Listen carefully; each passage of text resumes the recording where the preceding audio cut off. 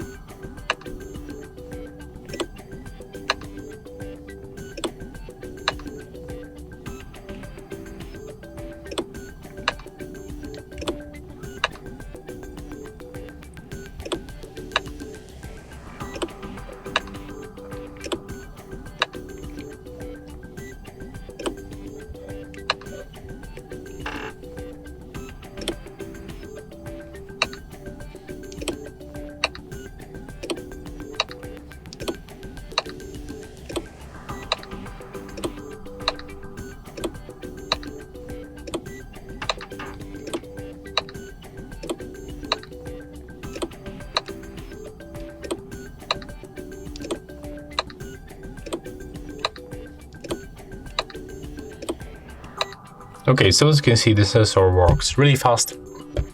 It's reliable. It recognizes my fingerprint in a very try. So definitely I can recommend you this smartphone when you are thinking about the fast unlocking with this sensor. If you find this video helpful, remember to leave a like, comment and subscribe.